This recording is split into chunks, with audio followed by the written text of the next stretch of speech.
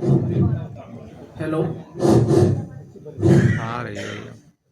बहुत बहुत धन्यवाद नवोदय साहित्य परिवार को, जिन्होंने मुझे आपके दर्शनों का सौभाग्य दिया।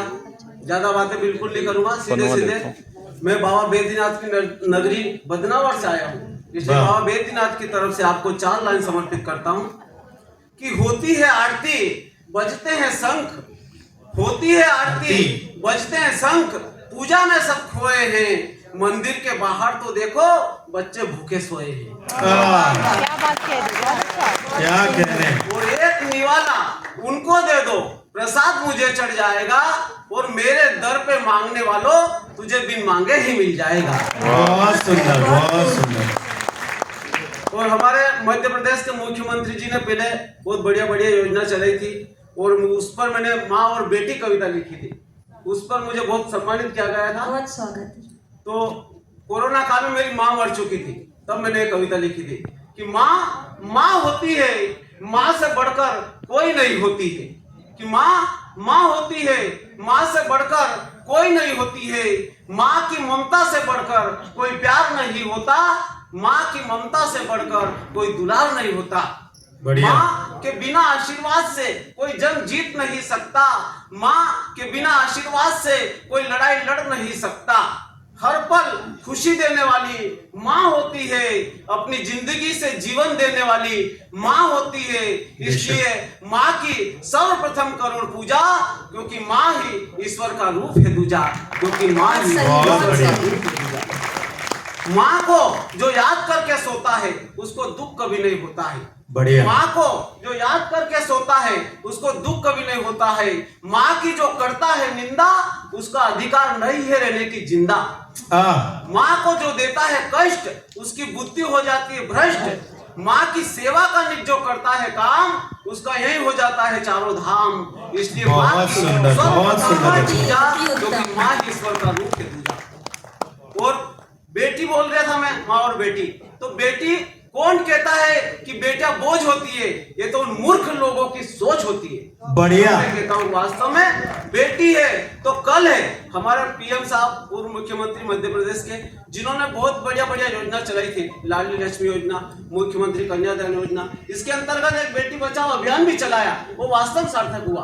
तब मैं कहता हूँ वास्तव में बेटी है तो कल है, ये बिल्कुल अटल है, बेटियां ही आने वाला कल है, बेटियां ही हमारी तपस्या का फल है, बेटियां ही गंगा गीता गायत्री है, बेटियां ही सीता सत्या सरस्वती है, बेटियां ही आंगन की क्यारी है, बेटियां ही सावन की फुलवारी है, बेटियां ही सृष्टि का श्रृंगार है, बेटियां ही धधकती हुई अंगार है, बेटियां ही सोया देवत्व जगा देती है, बेटियां ही घर को स्वर्ग बना देती है। और बेटियों की तुम भ्रूण में हत्या कर रहे हो, अरे बेटियों की तुम भ्रूण में हत्या कर रहे हो, फिर भी आधुनिक होने का दम भर रहे हो। अरे बेटियों की तुम इस तरह से भ्रूण में हत्या करते रहोगे तो बेटियों का अस्तित्व इस दुनिया से उठ जाएगा, और ब्रह्मांड के विधाता भी मानवता से उठ जाएगा, मानवता से उठ जाएगा, मानवता से उठ जाएगा।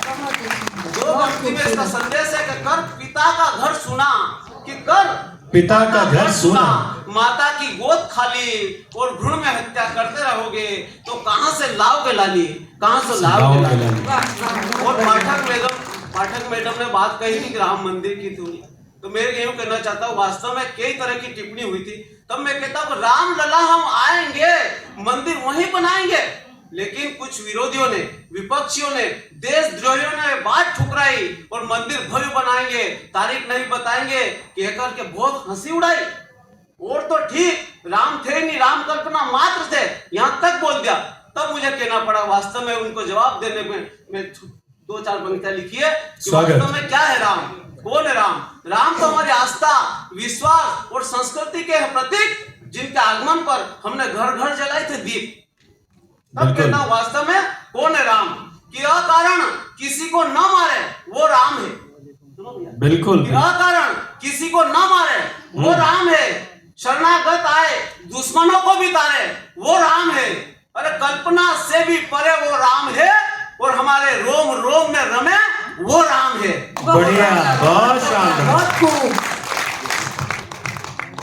2 लाइन हो रहे हैं मैडम, ये हनुमान जी के सीने में दिखे वो राम है, हनुमान जी के सीने में दिखे वो राम है, वो राम है, केवट के विश्वास पर टिके वो राम है।